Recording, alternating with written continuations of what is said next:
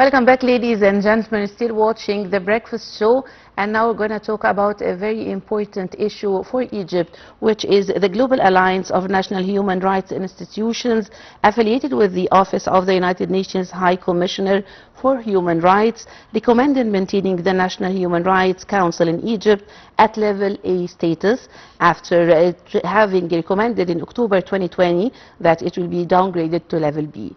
The alliance based its recommendations on the efforts undertaken by the Egyptian state to amend the National Human Rights Council law and ensure independence in its work, as well as the recent steps taken to strengthen human rights in Egypt, which were presented by the Council's representatives to the Global Alliance. And to shed more light on this topic, we are delighted to have with us in the studio Dr. Mariam, Wahid, the Professor of Political Science in Cairo University. Thank you very much, Doctor, for coming today to Nile TV International. Thank you very much. Thank you. Doctor, at the beginning I wanted to know more about what does maintaining the level A status by the Council for Egypt's National Human Rights Council.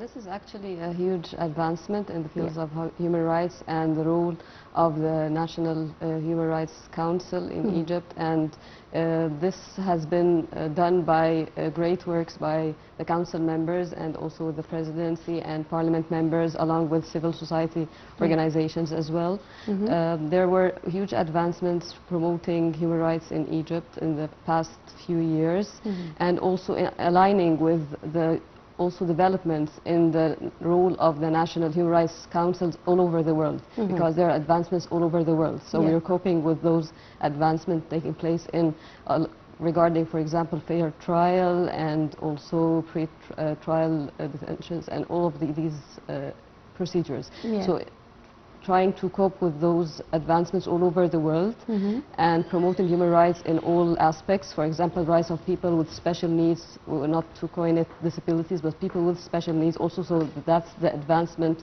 new notions taking place without any kind of prejudice for any sector in society, and also promoting child rights as well.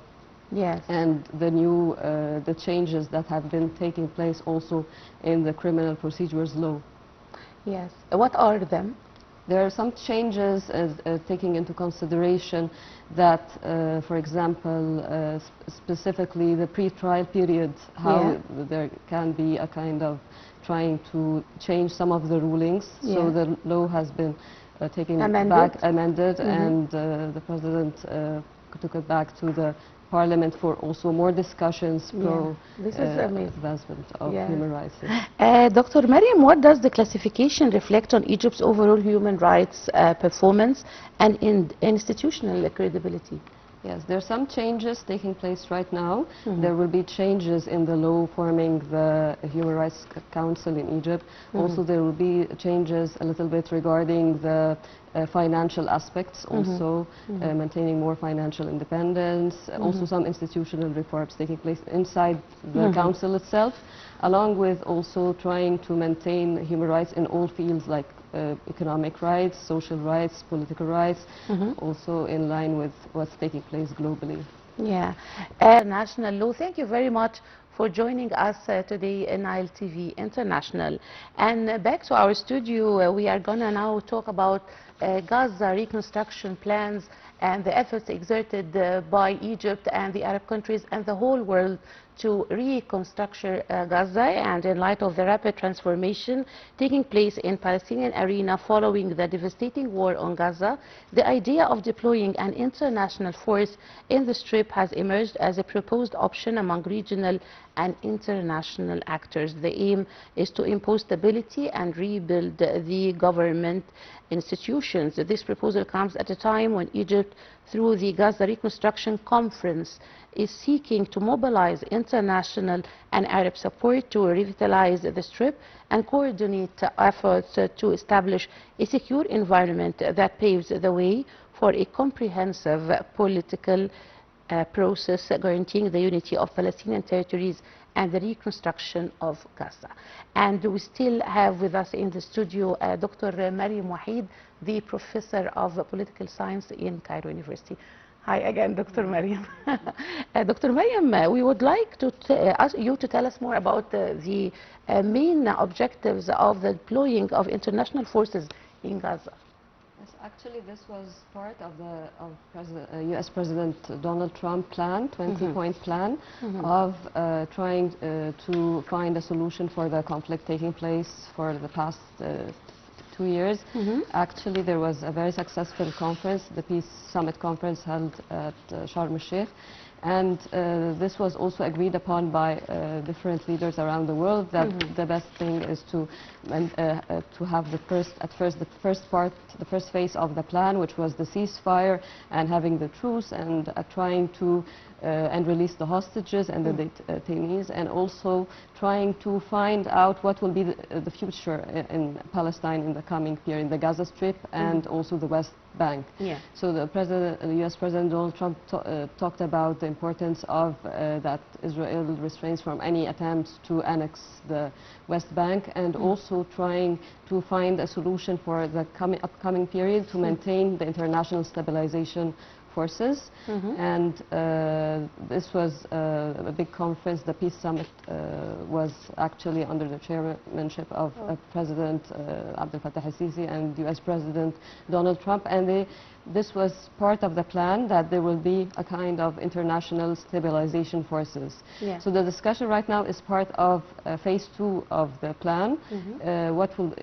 There was a UN discussions right now taking place in the UN about having like a mandate in order to find out how it will be composed, this international stabilization force in Gaza, and also what will be its role, specifically how it will be comprised, and what will be its role as well, and the participation of different countries, which countries will participate in this international stabilization force, and how there will be also support from Egypt and Jordan for the Palestinian Authority, and also for the training of Palestinian police in the upcoming period as well. Yes, and Dr. Mariam, how can it be ensured that this force serves as an instrument for achieving stability in Gaza, not a means of imposing new political pressure on the Strip?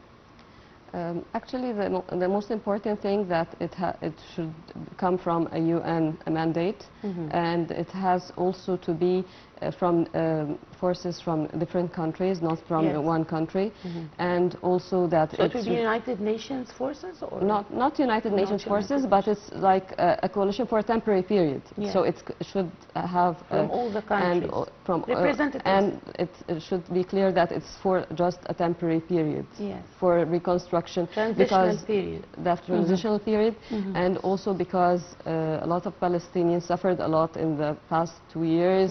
Still there's famine, there's still suffering, and there's also some attempts to break the truce in some, not to a larger scale, but still that that it should be clear that there must be a total ceasefire, and also that we saw the videos of the 8 trucks coming into Gaza and giving also support by Egypt has been supporting Gaza for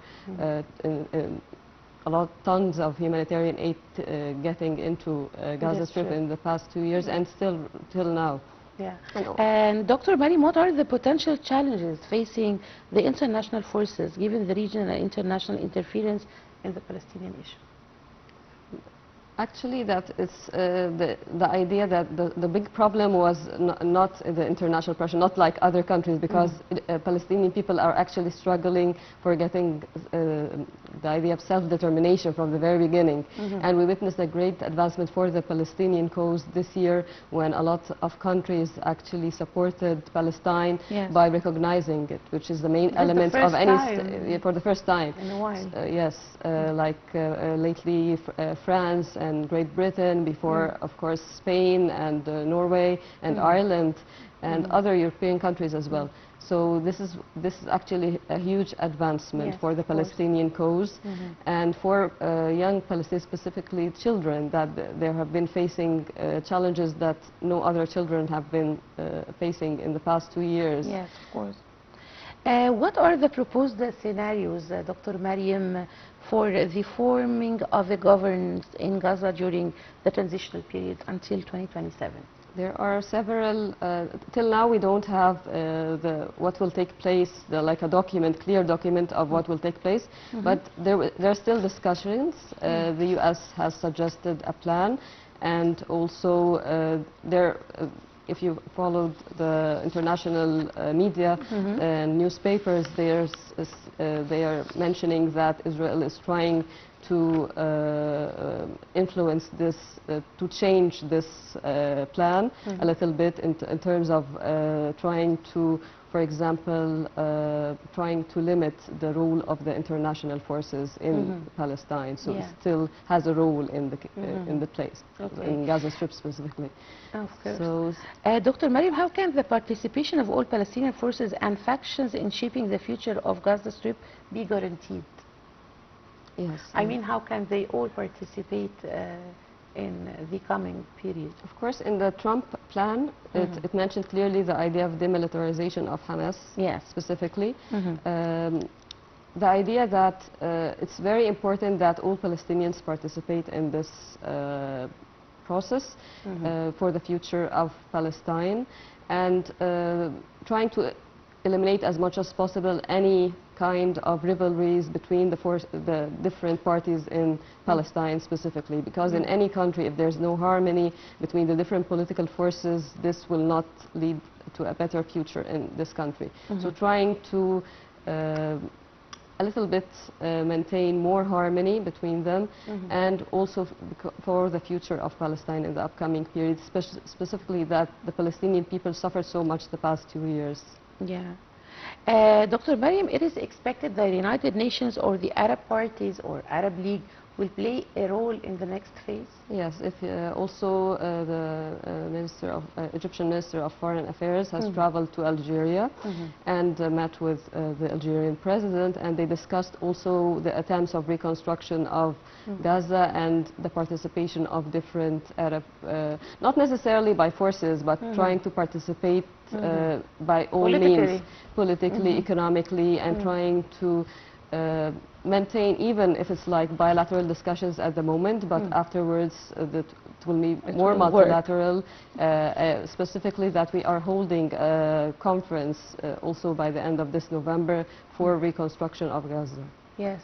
And Dr. Mariam, what are the main themes that Egypt is focusing on during the Gaza reconstruction conference? That it's the idea of that these international stabilization forces are for a temporary period, and also the importance of reconstructing it by all means, and Egypt supporting so much this plan, and also making sure that all forces, Palestinian forces, are represented, and as well trying to make sure that humanitarian aid is still getting into Gaza and in the upcoming period.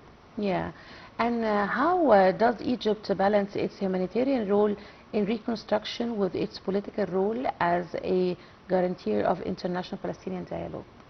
Actually, Egypt has played a big role, a pivotal role in the region in a lot of conflicts, not merely the Palestinian conflict, in all conflicts. If you get back into history, specifically in Palestine, it has played a pivotal role in lots of diplomatic measures and negotiations, and trying to be a mediator, like the past 2 years, trying to mediate in this big conflict, and at the end this was really successful by the peace summit, and also inshallah it will be successful in the conference on reconstruction held in November, with the participation of Arab countries and all international leaders as well. Yeah. And what kind of partnerships is Egypt working to strengthen with the donor countries, Dr. Mariam, to ensure the effective implementation of the reconstruction projects?